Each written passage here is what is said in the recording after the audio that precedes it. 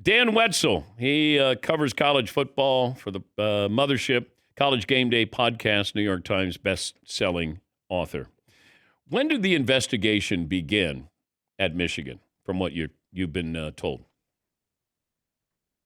So Michigan got a tip earlier in the fall about this situation. I think there was an investigation then that did not come up with any of the proof that they needed. More information came to light recently, leading to, I think, a big revelation on Wednesday, which led to what they called credible evidence, which led to the Sherrone Moore's immediate firing. What do you think? It was a process. What do you think changed here in the last 48 hours? I think they got proof that he had an inappropriate relationship with a staff member. I mean, you cannot have the boss.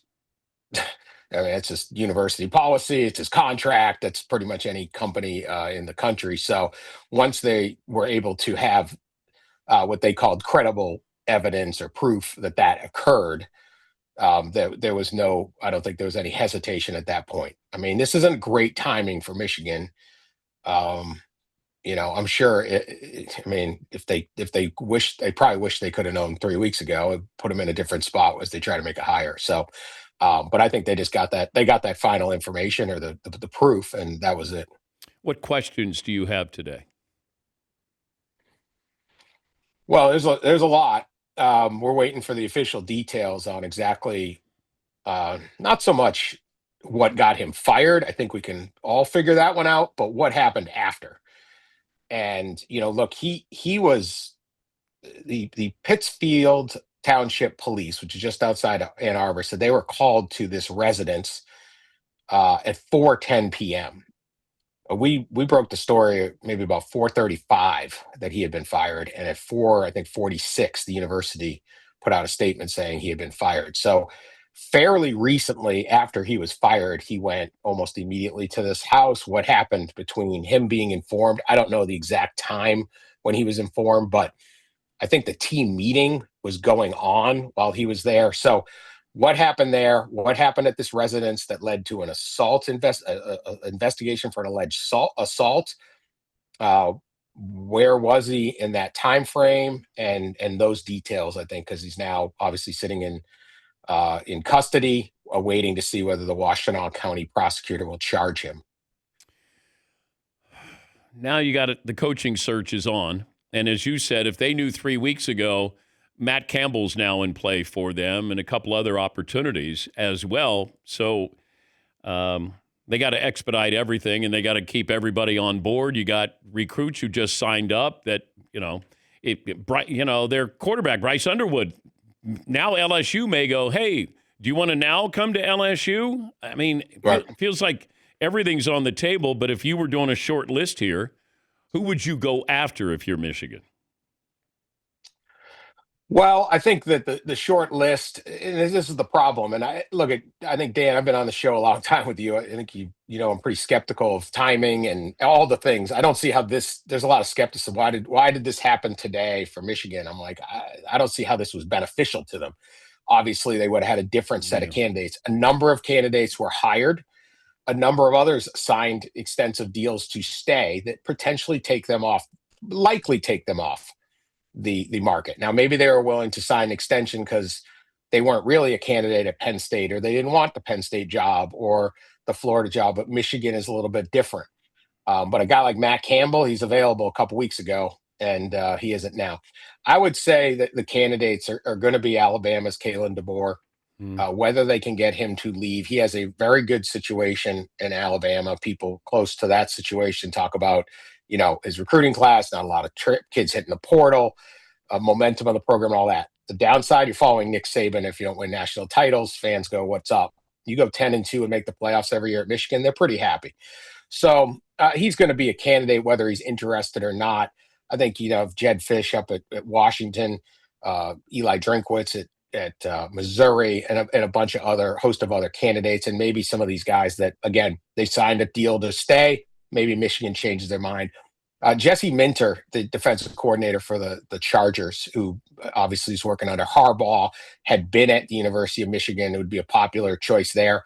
Michigan's an interesting job, though. You could get all sorts of different NFL interests that maybe wouldn't go for another position in the thing. It's a nice mix, that school. I mean, it's chaotic. They're constantly in scandal, but it's a nice mix of like, we can win. We have the resources. We have the money, the alums, the stadium, the brand, all of that. But, and I hate to say it's not chaotic because it's always chaotic in Michigan, but like the governor of Michigan is not going to be involved in the search.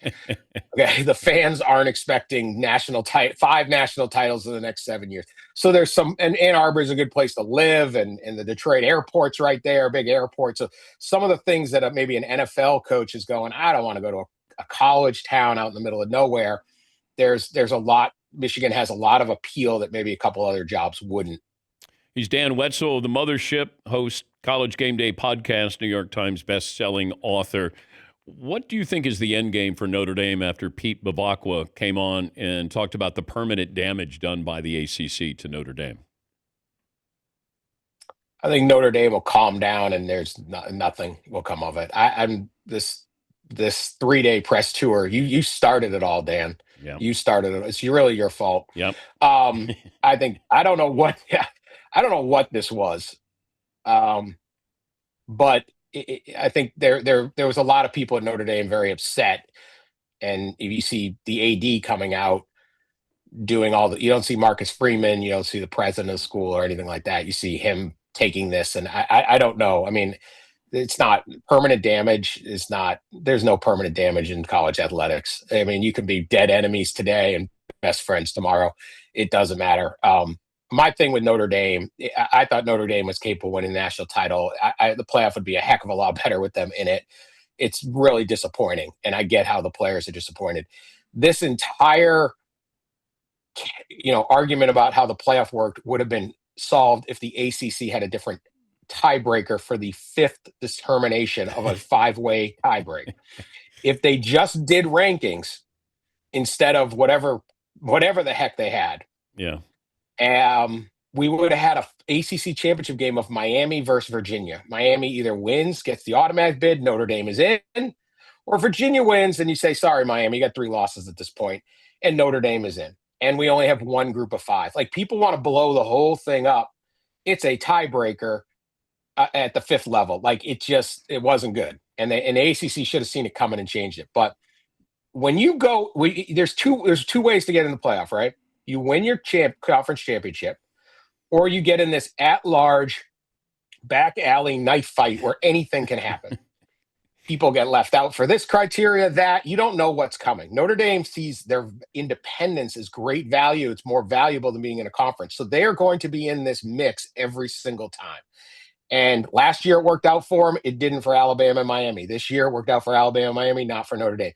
You don't know. But if Notre Dame didn't alert their players and their coaches, if the administration wasn't sitting there going in on Sunday saying, guys, this is a coin flip, we got no idea, and you just walk it in saying, don't worry, everything's good, we're in, you have not paid any attention to the way this works the last 14 years. You are paid a lot of money to not be blindsided. And they said, well, we're blindsided, and that's what's bothering us. We don't like nobody likes the process. You cannot be blindsided in this job. So I think there was a real dereliction of letting the players know, because I think they would be less disappointed if they walked in saying, hey, this stinks. It stinks. We could have won it, but it wasn't the rug pulled out. There is no rug in the at-large selection process. Yeah, I'm telling my friends who are Notre Dame grads, they'd be like, what do you think? I go, it's up in the air, prior to it. So if I felt that, Pete Bavacqua and Marcus Freeman should have felt that as well. Before I let you go, had a source who told me that the Big Ten is pushing for 24 playoff teams. They want to get 4 automatic qualifiers, at least. We're going to go from 12 to 16, it feels like. I don't think we're ready to go from 12 to 24. But your thoughts? Yeah, the 24 is a horrible plan. I mean, it's terrible, because it's not even 24, because what the Big Ten wants to do is they take their 4 bids and they want to play 3 games on the conference championship weekend. With their 1 and 2 would still play. So last year, if it was this year, Indiana, Ohio State still play for the conference title, and then 3 would play 6. And so I don't know what that'd be, but like Iowa is like 6 maybe, and then Michigan is 5, and 4 would play 5. So you can call it a 2014 playoff, but once you start having play-in rounds, that's the playoff also. So it quickly becomes like a 32 team playoff. Like if you extract it out, this is a terrible idea. It's just a terrible idea. The North Star of college football needs to be to balance maintaining the importance of the regular season, which is the best in sports, with a inclusive and big, exciting playoff. And I'll give you an example why this 12 is working. First weekend of the year, Notre Dame lost to Miami. It cost them. And there was another one for first weekend of the year. I can't remember now. That one's cost them, right? So when you go into next year, watching on the first week, Labor Day weekend, and there's a big matchup between 2 top 10 teams, losing matters. You just can't sit there and be like, oh, we got 5 losses. We came in 6th in the Big Ten. We're good. We still got a chance. Nobody thinks Michigan should have another chance. They weren't that good. They only had 3 losses. So that plan is, I don't even know if the people who come up with those plans even like college football.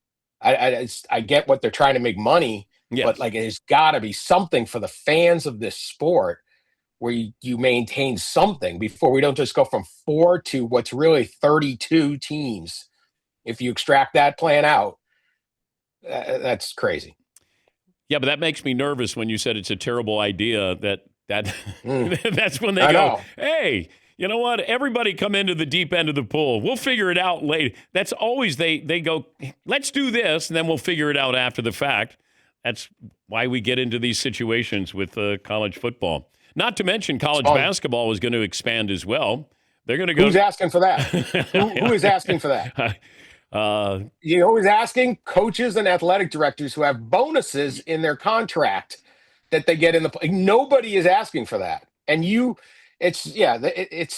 they make big decisions on a whim to try to solve the last problem that the big decision created. So now they're like, well, the problem is our league is too big. Well, listen, Big Ten, who the heck told you to go blow up the Pac-12? That's a you problem, not our problem. You destroyed that league.